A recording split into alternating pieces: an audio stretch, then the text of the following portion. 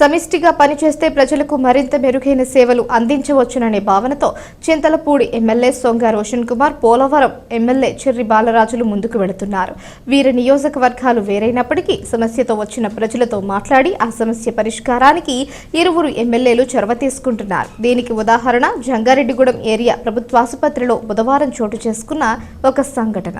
Jangareddygudem area ప్రభుత్వాసుపత్రిని పరిశీలిస్తున్న Chintalapudi MLA సొంగ రోషన్ కుమార్ ను కుకునూరు, వేలేర్పాడు మండలాల వరద ప్రభావిత ప్రాంతాల గర్భిణీ స్త్రీలు కలిశారు. తాము గత 14 రోజుల నుంచి ఇదే ఆసుపత్రిలో ఉంటున్నామని, తమ స్వస్థనాలకు పంపించాలని ఎమ్మెల్యేను గర్భిణీలు కోరారు. దీంతో వెంటనే ఎమ్మెల్యే రోషన్ కుమార్ స్పందించి గర్భిణీలచే పోలవరం ఎమ్మెల్యే చెర్రి బాలరాజుతో వీడియో కాల్ మాట్లాడించారు.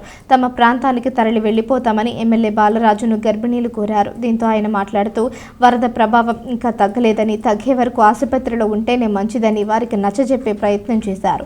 ఇంతలో ఎమ్మెల్యే రోషన్ కుమార్ కూడా జోక్యం చేసుకుని గర్భిణీ స్త్రీలు అప్రమత్తంగా ఉండాలని, ఆసుపత్రిలో ఎటువంటి ఇబ్బంది తలెత్తకుండా తాము చర్యలు తీసుకుంటామని, పరిస్థితి చక్కబడే వరకు ఇక్కడే ఉండాలని వారికి నచ్చజెప్పారు. ఈ ఘటనను గమనించిన స్థానిక నేతలు ఇద్దరు ఎమ్మెల్యేల సాన్నిహిత్యంపై హర్షం వ్యక్తం చేస్తున్నారు. ఈ ఇద్దరు ఇదే తీరిగా ముందుకు వెళితే తమ 2 నియోజకవర్గాలు కూడా అభివృద్ధి బాటలో పరుగులు పెడతాయని అభిప్రాయం వ్యక్తం చేశారు.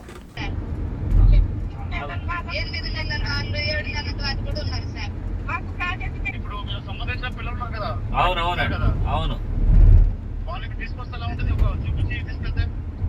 బాగానే ఉంటుంది సార్. అలాగే సార్.